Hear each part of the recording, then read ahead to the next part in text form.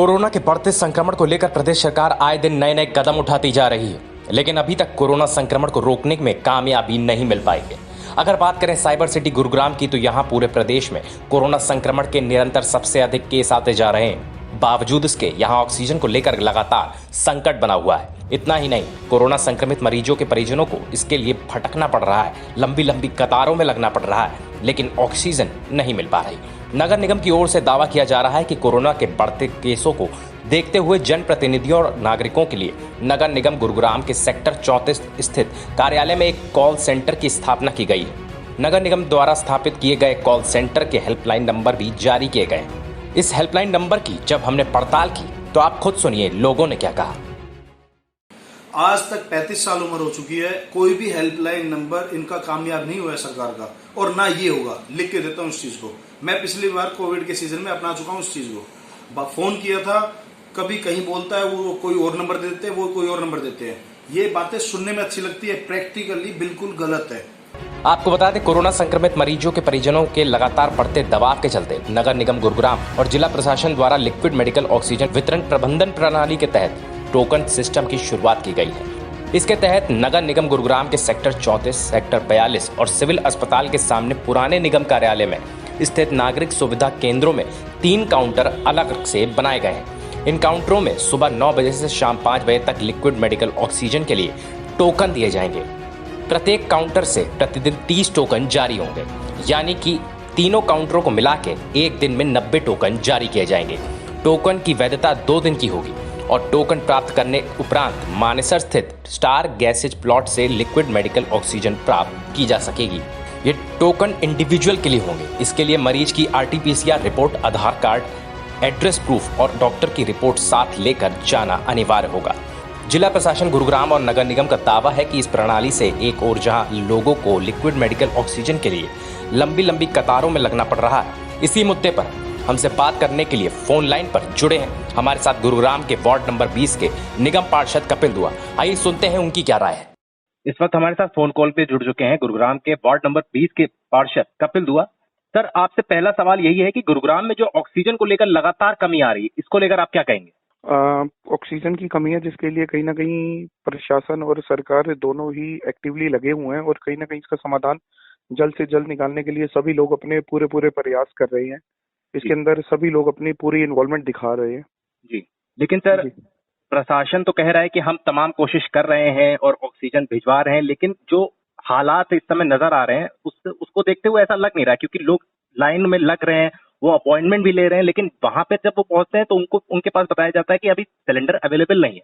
इसको लेकर आप प्रशासन से क्या अनुरोध करना चाहेंगे? मैं इस बात को समझता हूँ, और इस जो आप कह रहे हैं इसमें कहीं कोई गलत दावा नहीं है। कहीं ना कहीं कुछ लोगों को ऐसा नहीं है कि सिलेंडर खत्म हो रहे हैं, आगे उनसे पहले जिनको मिलते भी हैं उनको दिए भी जा रहे हैं। लेकिन हाँ, मैं ये बात मानता हूँ कि अगर आज की डेट में जैसे पूरे दिन में सिर्फ 90 टोकन मिलते हैं, तो गुरुग्राम में जिस हिसाब से कोविड के केसेस बढ़ते आ रहे हैं, उस हिसाब से ये संख्या बहुत ही कम है गुड़गांव के लिए। और कहीं ना कहीं इसकी पूर्ति करने के लिए हम लोगों को इसकी संख्या बढ़ानी पड़ेगी, और तभी जाकर के इस समस्या का समाधान हो पाएगा। और मेरे हिसाब से ये सभी खुद भी प्रशासन को चाहिए कि गुरुग्राम एक संपन्न नगर निगम है जिसके अंदर 35 पार्षद हैं, और अगर हम उन्हीं के ऑफिस को यूज करके और उन्हीं के स्टाफ से ही अगर उनको 5-5, 7-7, 10-10 ऑक्सीजन के सिलेंडर भी प्रोवाइड करवाए जाएं, उससे कहीं ना कहीं लोगों को समाधान मिलेगा, और उनकी रीच है अपने पार्षद के पास में पहुंचने की, और वो जल्द से उनके पास पहुंचकर अपनी समस्या का समाधान भी करवा सकते हैं।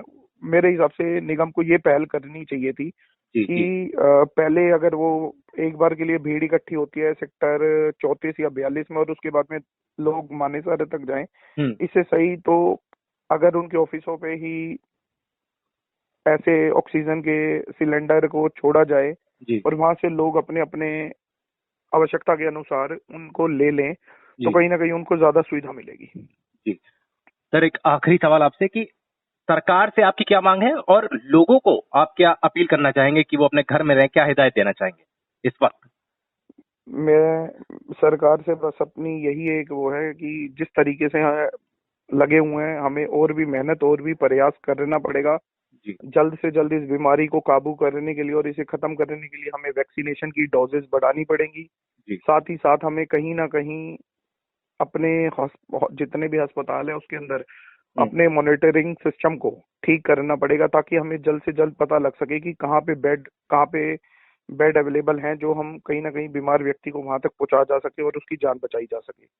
और आपके चैनल के माध्यम से लोगों को बस यही अपील करना चाहता हूँ कि जब तक इसका कोई समाधान नहीं निकलता, कुछ दिन की बात है, हम सबको मिलकर प्रयास करना पड़ेगा। अगर हम एक दूसरे के ऊपर कहीं ना कहीं कमी और उंगली उठाएंगे तो उससे किसी भी समस्या का समाधान नहीं है। मेरा सबसे यही आपके चैनल के माध्यम से अपील करता हूँ कि जब तक इसका कोई समाधान नहीं निकलता, अपने घर पे रहें, सुरक्षित रहें, अपना और अपनों का ख्याल रखें, तभी से बचाव किया जा सकता है।